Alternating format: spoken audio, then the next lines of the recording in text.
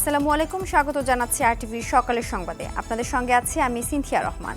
আজ আদালতে তোলা হতে পারে আওয়ামী লীগের যুগ্ম সাধারণ সম্পাদক ও সাবেক সমাজ কল্যাণ মন্ত্রী ডক্টর দীপু মনিকে। মোহাম্মদপুর থানায় একটি হত্যা মামলায় তাকে গ্রেফতার দেখানো হয়েছে। এছাড়া দীপু মনির নিজ এলাকা চাঁদপুরেও তার নামে মামলা হয়েছে। তার বিরুদ্ধে লুটপাট, ভাঙচুর ও অগ্নিসংযোগের বিস্তর অভিযোগ রয়েছে। গতকাল সন্ধ্যায় রাজধানীর বাড়িধারা এলাকা থেকে দীপু মনিকে গ্রেফতার করে পুলিশ। পরে তাকে নেওয়া হয় ডিবি কার্যালয়ে। আওয়ামী লীগের যুগ্ম সাধারণ সম্পাদক দীপু মনি ধারাবাহিকভাবে শেখ হাসিনা সরকারের পররাষ্ট্র, শিক্ষা ও সমাজ কল্যাণ মন্ত্রীর দায়িত্ব পালন করেন।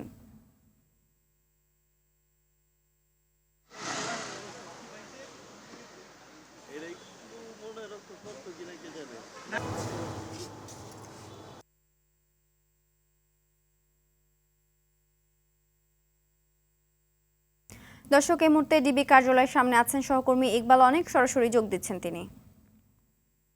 অনেক, দীপু মনিকে কখন আদালতে তোলা হতে পারে এবং নতুন করে কোনো মামলা হয়েছে কিনা জানাবেন। সিনথিয়া, আপনি যেমনটি বলছিলেন যে আওয়ামী লীগ সরকারের যে সাবেক সমাজ কল্যাণ মন্ত্রী ডাক্তার দীপু মনি, তাকে কিন্তু গতকালকে বাড়িধারা এলাকা থেকে একটি মামলায় তাকে গ্রেপ্তার করেছে ঢাকা মহানগর গোয়েন্দা পুলিশ।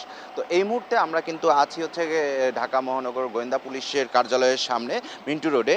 তো একটু যদি বলে রাখি, আজ দুপুর নাগাদ ডাক্তার দীপু মনিকে কিন্তু আদালতে তোলা হবে, এরকম একটি তথ্য জানতে পেরেছি আমরা। এখন পর্যন্ত এতটুকুই রয়েছে তার সম্বন্ধে। আমি যদি এর আগে একটু বলে রাখি, এই আওয়ামী লীগ সরকার পতনের পর কিন্তু 5ই আগস্টের পর থেকে কিন্তু আওয়ামী লীগের যে নেতাকর্মীরা রয়েছেন তারা কিন্তু পলাতক রয়েছেন, কেউ আইনের আশ্রয়ে রয়েছেন বা কেউ গা ঢাকা দিয়ে রয়েছেন। গতকালকে কিন্তু বাড়িধারা ডিওএসএস এলাকা থেকে ডাক্তার দীপু মনিকে চাঁদপুরের একটি মামলায় গ্রেপ্তার করা হয়েছে। সেখানে কিন্তু একটি মামলা করে বিএনপির যুব দলের এক নেতা, তারই প্রেক্ষিতে কিন্তু তাকে গ্রেপ্তার করা হয়েছে। রাজধানীর মোহাম্মদপুর থানায়ও কিন্তু তার বিরুদ্ধে একটি হত্যা মামলা রয়েছে। এবং আমরা যতটুকু জানতে পেরেছি যে তাকে এখন ডিবি কার্যালয়ে রাখা হয়েছে, তিনি ডিবি কার্যালয়ে রয়েছেন। দুপুরের পর তাকে আদালতে নেওয়ার কথা রয়েছে। আমি যদি চাঁদপুরের মামলার একটু বিস্তর বলে রাখি, যে 18ই জুলাই কিন্তু চাঁদপুর জেলা বিএনপির সভাপতি মানিকের বাড়িতে অগ্নিসংযোগের ঘটনা ঘটায় এবং লুটপাটের ঘটনা ঘটায়। এবং সেক্ষেত্রে তারা সেখানে কিন্তু যুবদলের যে নেতা রয়েছেন তিনি কিন্তু একটি মামলা দায়ের করেন। সেখানে কিন্তু দীপু মনি এবং দীপু ভাইয়ের নাম উল্লেখ করে প্রায় 1200 জনের মতো আসামিকে উল্লেখ করে মামলা দায়ের করা হয়েছে। এবং এর প্রেক্ষিতে যদি বলে রাখি, এখন কিন্তু যে অবস্থায় রয়েছে, এবং আওয়ামী লীগের এর আগেও কিন্তু কয়েকজন নেতাকে কিন্তু গ্রেপ্তার করা হয়েছে এবং তারাও কিন্তু তাদেরকেও কিন্তু রিমান্ডেও নেওয়া হয়েছে। এবং হয়তোবা ডাক্তার দীপু মনিকেও আদালতে তোলার পর রিমান্ডের আবেদন করবেন ঢাকা মহানগর গোয়েন্দা পুলিশের পক্ষ থেকে। তো এই ছিল ডিবি কার্যালয় থেকে আমার কাছে সবশেষ অবস্থা। ধন্যবাদ। রাজশাহীতে বৈষম্য বিরোধী ছাত্র আন্দোলনের শিক্ষার্থী আবু রায়হান নিহতের ঘটনায় রাজশাহী সিটি কর্পোরেশনের সাবেক মেয়র খায়রুজ্জামান লিটন সহ 50 জনের নাম উল্লেখ করে অজ্ঞাতনামা আরও 1200 জনকে আসামি করে হত্যা মামলা করা হয়েছে। গেল রাতে নিহত আবু রায়হানের ভাই রানা ইসলাম বাদী হয়ে রাজশাহীর বোয়ালিয়া মডেল থানায় এ মামলা করেন। শেখ হাসিনা সরকারের পদত্যাগের দিন নগরীর স্বচ্ছ টাওয়ারের সামনে গুলিবিদ্ধ হয়ে গুরুতর আহত হন আবু রায়হান। পরে চিকিৎসাধীন অবস্থায় গত 8 আগস্ট রাজশাহী মেডিকেল কলেজ হাসপাতালে মারা যান তিনি। বোয়ালিয়া মডেল থানার ভারপ্রাপ্ত কর্মকর্তা মাসুদ পারভেজ জানান, আসামিদের ধরতে এরই মধ্যে পুলিশ বিভিন্ন জায়গায় অভিযান শুরু করেছে।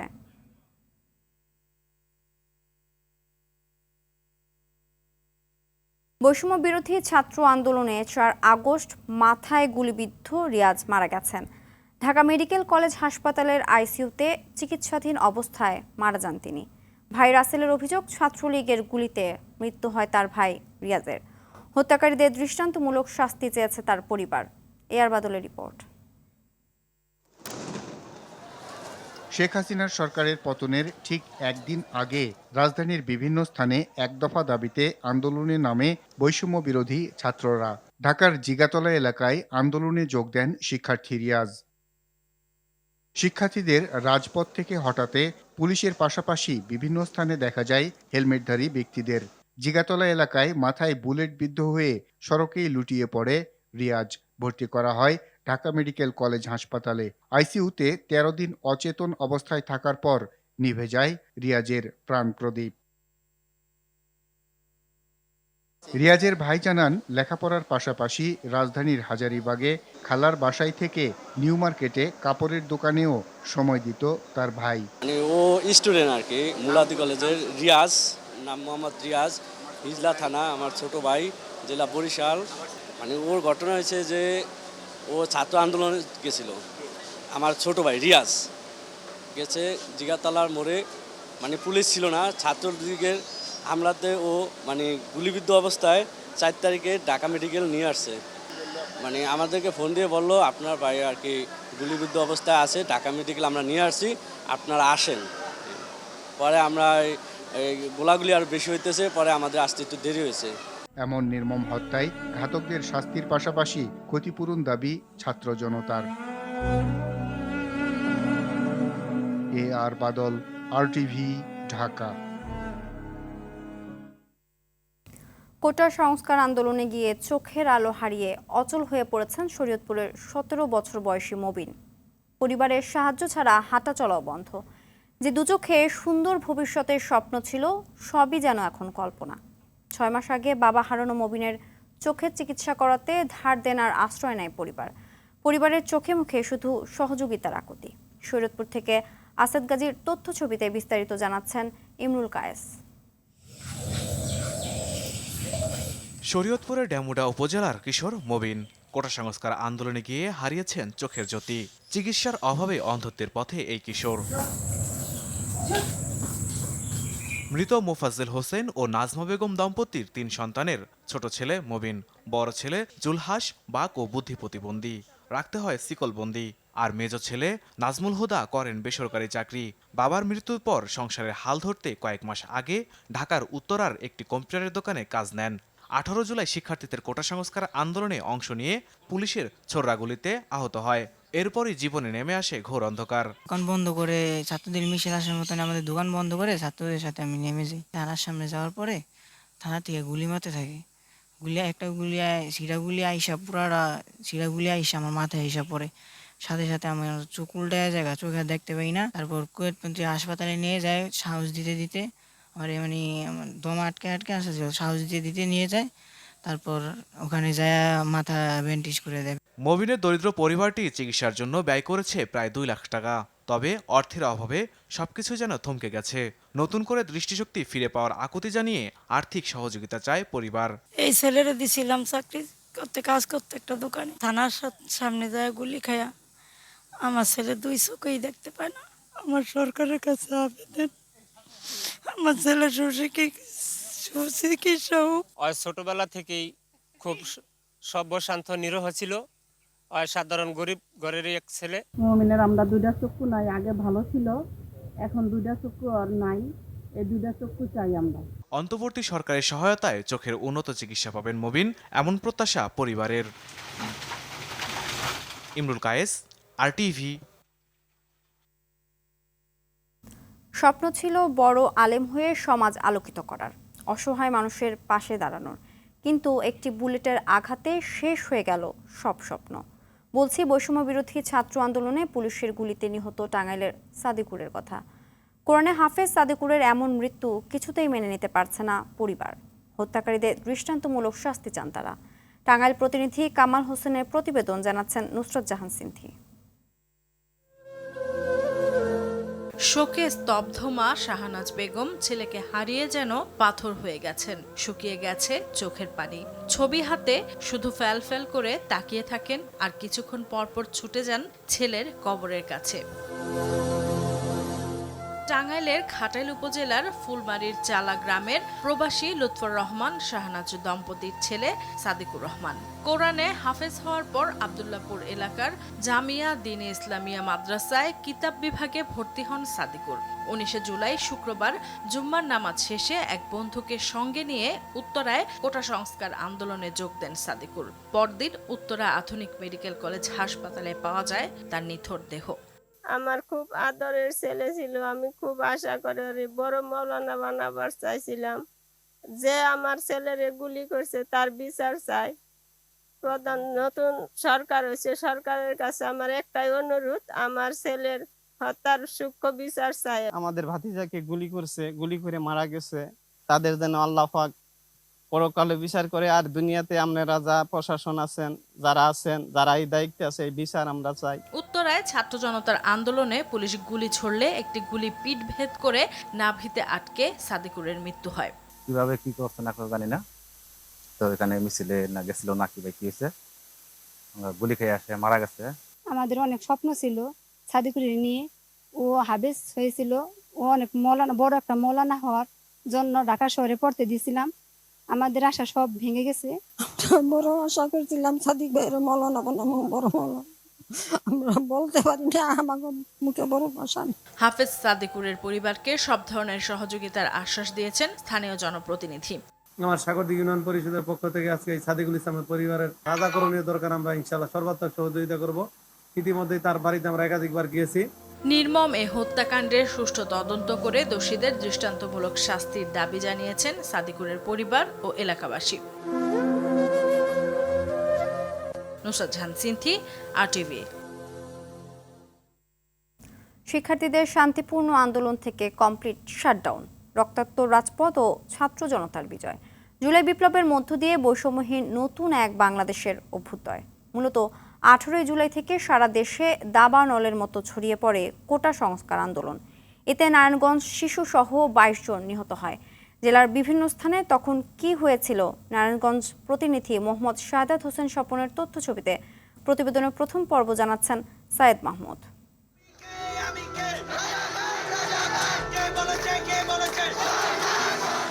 18 জুলাই সকাল 9টা কি 10টা কমপ্লিট শাটডাউনের সমর্থনে নারায়ণগঞ্জের চাষাড়া, জালকুড়ি ও ঢাকা চট্টগ্রাম মহাসড়ক সহ বিভিন্ন এলাকায় অবস্থান নেয় ছাত্র জনতা।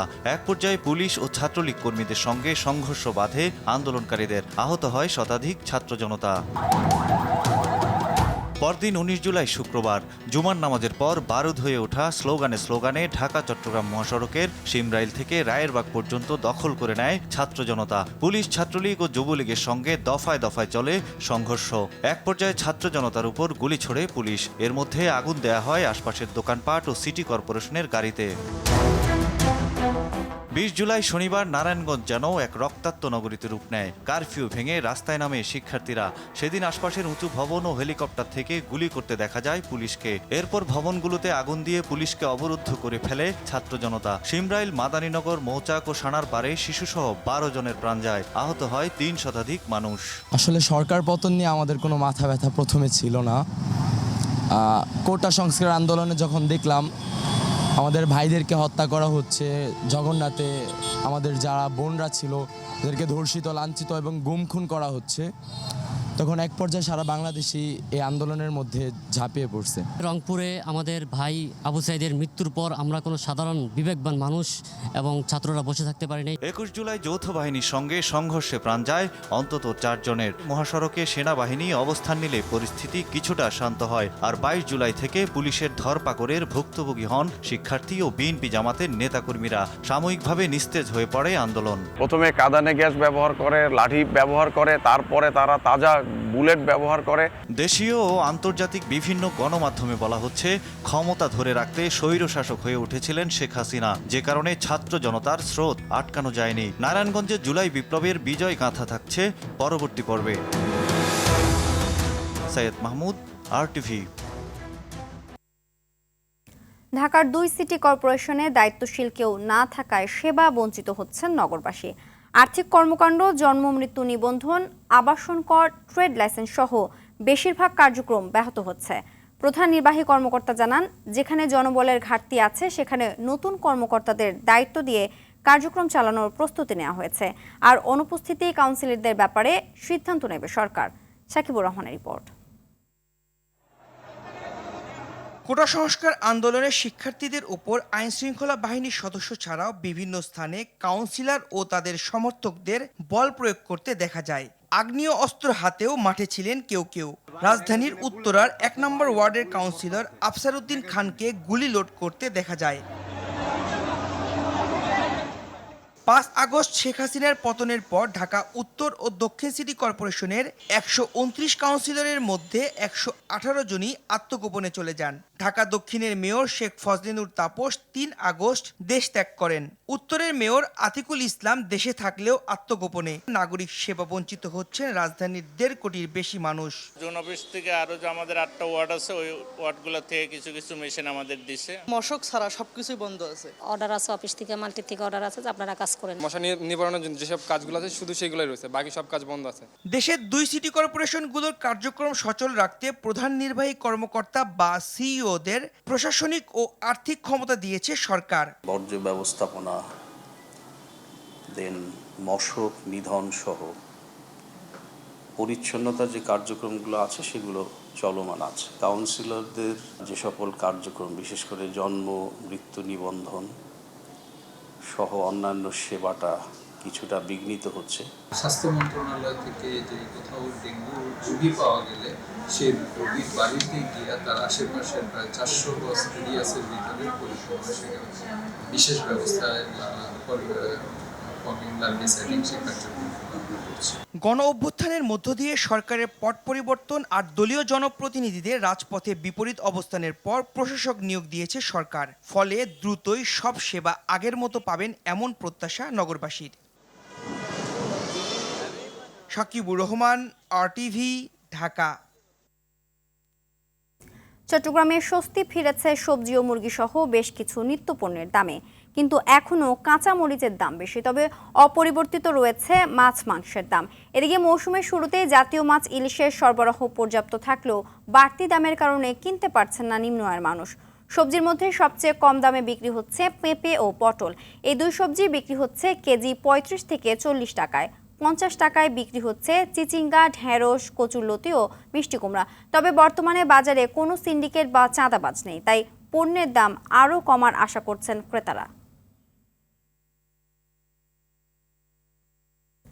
সূর্য ও দৃষ্টিনন্দন ভবনের পাশাপাশি রয়েছে আধুনিক সব যন্ত্রপাতি। তবুও মাদারীপুর সদর হাসপাতালের প্রয়োজনীয় চিকিৎসা বঞ্চিত হাজারো রোগী।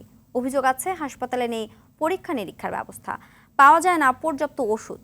সরকারি হাসপাতালটিতে সঠিক চিকিৎসা না পেয়ে বেসরকারি হাসপাতাল, ক্লিনিকে রোগীদের চলে যাওয়ার অভিযোগ রয়েছে। মাদারীপুর থেকে সাইফুল ইসলামের তথ্যছবিতে বিস্তারিত জানাচ্ছেন ইমরুল কায়েস। হাসপাতালের ভেতরে শুধু রোগী আর রোগী। নামে 250 শয্যার হাসপাতাল হলেও এখনও যেন 50 শয্যার। এ চিত্র মাদারীপুর সদর হাসপাতালের। হাসপাতালে চিকিৎসা নিতে আসা রোগীদের রয়েছে বিস্তর অভিযোগ। সরকারি হাসপাতালে আধুনিক যন্ত্রপাতি থাকলেও নেই পরীক্ষা নিরীক্ষার ব্যবস্থা, নেই প্রয়োজনীয় ঔষধপত্র। হাসপাতালে বিশেষজ্ঞ চিকিৎসকের অভাব ভোগাচ্ছে রোগীদের। ব্যবহার না করায় নষ্ট হচ্ছে আলট্রাসোনোগ্রাম ও ইসিজি মেশিন। ফলে ভোগান্তিতে পড়তে হচ্ছে রোগীদের। সরকারি হাসপাতালে সুচিকিৎসা না পেয়ে রোগীরা ছুটছেন বেসরকারি হাসপাতাল ও ক্লিনিকে। কোনো চিকিৎসা দেয় না, একটা রিপোর্ট দিছে, এক্সরে করার জন্য পয়সা দিচ্ছে। যে ওষুধ লিখে দিছে, ওষুধ কিনে আনা লাগছে বাইরের থেকে। তারা বলতেছে আমাদের হাসপাতালে কোনো ওষুধ নাই। পানি আনারা যে স্যালাইন দিছে আর কিছু দিল না। তারপরে করলে আমি এটিএস উটিএস দিবেন না, ডাক্তার দিবে এটিএস দিতে পাই না, এটিএস উটিএস নাই, আমি লিখে দিই তোমরা বাইরে নিয়ে আসো। একটা ব্লাড টেস্ট করতে হবে, সেটাও আমাকে বাইরে থেকে করতে হবে, এক্সরে বাইরে থেকে করতে হবে, ওষুধও বাইরে থেকে কিনতে হবে। তাহলে আমরা এই সরকারি চিকিৎসা নেওয়ার জন্য সদর হাসপাতালে কেন আসলাম? হাসপাতালে নানা সীমাবদ্ধতার কথা স্বীকার করে জেলা সিভিল সার্জন বলেন, পর্যাপ্ত জনবলের অভাবে হাসপাতালের চিকিৎসা ব্যাহত হচ্ছে। চিকিৎসকের একটা না থাকাতে নিয়মিত আল্ট্রাসাউন্ড করা যায় না। সপ্তাহে আমরা 2 দিন আল্ট্রাসাউন্ড করতে পারি। একজন মেডিকেল অফিসার, প্রশিক্ষণপ্রাপ্ত মেডিকেল অফিসারকে দিয়ে সপ্তাহে 2 দিন তার ডিউটির ফাঁকে, অন্যান্য ডিউটি যেহেতু সে করে তার ফাঁকে 2 দিন সে আল্ট্রাসাউন্ড করে দেয়। বাইরে অনেক লোক, বিভিন্ন ক্লিনিক অন্য লোক যা আমাদের অজ্ঞাতসারে, তারা অনেক সময় রোগীদেরকে তো ভাগায় নেয়। তারপরে যদি আমাদের অজ্ঞাতসারে কোনো কিছু হয়, বাইরে কিছু আমরা জানা মাত্র সেবা প্রয়োজন ব্যবস্থা নিয়ে রোগীবান্ধব সেবা নিশ্চিতে দ্রুত উদ্যোগ দেখতে চান মাদারীপুরবাসী। ইমরুল কায়েস, RTV। ড্রাগন ফল চাষ করে সফলতা পেয়েছেন শেরপুরের শ্রীবদ্রদী উপজেলার 6 যুবক। এখানকার ফল স্থানীয় চাহিদা মিটিয়ে চলে যাচ্ছে বিভিন্ন জেলায়। তাদের সফলতা দেখে অনেকেই এই ফল চাষে উদ্বুদ্ধ হচ্ছেন। জেলা কৃষি কর্মকর্তা বললেন, কৃষিকে বাণিজ্যিকরণ করতে কাজ করছে কৃষি বিভাগ। শেরপুর থেকে মুগনুর রহমানের তথ্যচিত্রে রেজন শরীফের রিপোর্ট। সীমান্ত জেলা শেরপুরে গড়ে উঠেছে বেশ কয়েকটি ড্রাগন ফল বাগান। এর মধ্যে শ্রীবর্দীর অ্যাডভেন্টা এগ্রোর বাগানটি জেলায় সাড়া ফেলেছে। করোনাকালীন বেকার হয়ে পড়া 6 বন্ধু সুমন, শাহাদত, রায়হান, আজিজুল, বিল্লাল ও জুবায়ের মিলে গড়ে তুলেন এ প্রতিষ্ঠান। শুরুতে ৩৫% জমি লিজ নিয়ে ৮০০টি বাড়ি এক জাতের চারা লাগানো হয়। এতে সাকুল্যে খরচ হয় ৩ লাখ টাকা। মাটি ও আবহাওয়া অনুকূলে থাকায় ১.৫ বছরে উঠে আসে প্রায় ১.৫ লাখ টাকা।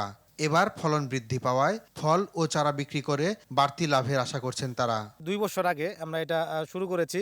এটা আমাদের গত বছর প্রায় ১.৫ লক্ষ টাকার মতো সেল করেছিলাম।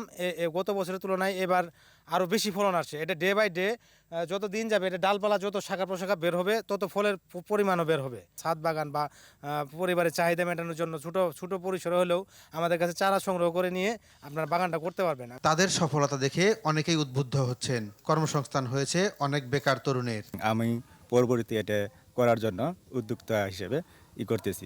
চারা আমি নিজেও ফেলাইতেছি। এই বাগান দীর্ঘত 2 বছর যাবৎ কাজ করতেছি। এতে আঙ্গর খুব লাভবান, আমরা খুব সচলভাবে চলতে পারি।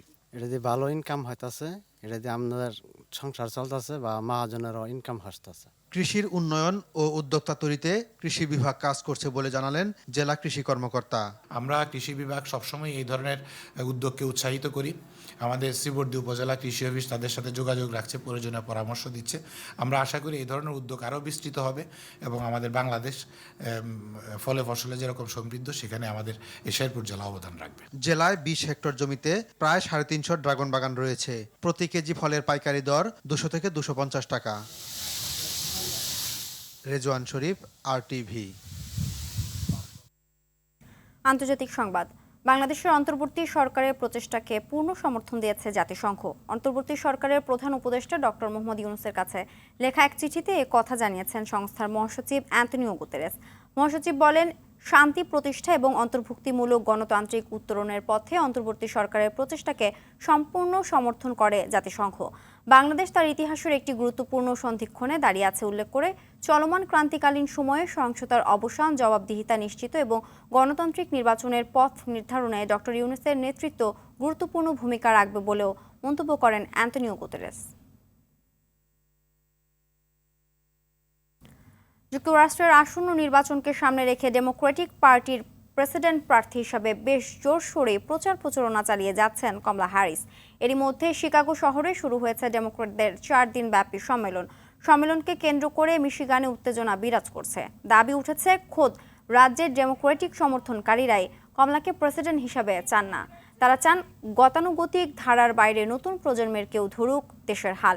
এদিকে গাজায় যুদ্ধবিরতির দাবিতে সম্মেলনের বাইরে সড়ক আটকে প্রতিবাদ মিছিল করেছেন বিক্ষোভকারীরা। এ সময় ইসরায়েলকে সামরিক সহায়তা দেয়া বাইডেন প্রশাসনের বিরুদ্ধে ক্ষোভ ছাড়েন তারা। গেল 24 ঘন্টায় ফিলিস্তিনের অবরুদ্ধ গাজা উপত্যকায় ইসরায়েলি বর্বরতায় নিহত হয়েছে আরও অন্তত 35 ফিলিস্তিনি। কামাল আদওয়ান হাসপাতালের মেডিকেল সূত্র সতর্ক করে দিয়ে বলেছে, জ্বালানির স্বল্পতার কারণে যে কোনো মুহূর্তে বন্ধ হয়ে যেতে পারে হাসপাতালটির স্বাস্থ্যসেবা কার্যক্রম। হাসপাতাল কর্তৃপক্ষ বলছে, জ্বালানির স্বল্পতায় মৃত্যু ঝুঁকিতে রয়েছে 11 শিশু। এদিকে যুদ্ধবিরতি ইস্যুতে দ্বিচারিতার ভূমিকায় যুক্তরাষ্ট্র। একদিকে যুদ্ধবিরতি চুক্তি বাস্তবায়নে মধ্যপ্রাচ্য দৌড়ঝাঁপ করছেন দেশটির পররাষ্ট্রমন্ত্রী অ্যান্টনি ব্লিংকেন। অন্যদিকে গাজায় যেন যুদ্ধ দীর্ঘায়িত হয় সে লক্ষ্যে ইসরায়েলকে অবিরাম অস্ত্র সরবরাহ করে যাচ্ছে দেশটি। সকালের সংবাদ এই পর্যন্তই। সবশেষ সংবাদ জানতে যে কোনো মোবাইল ফোন থেকে 24141 নম্বরে ডায়াল করুন। মধ্যাহ্নের সংবাদ দুপুর 12টায় দেখার আমন্ত্রণ রইল। ধন্যবাদ সবাইকে।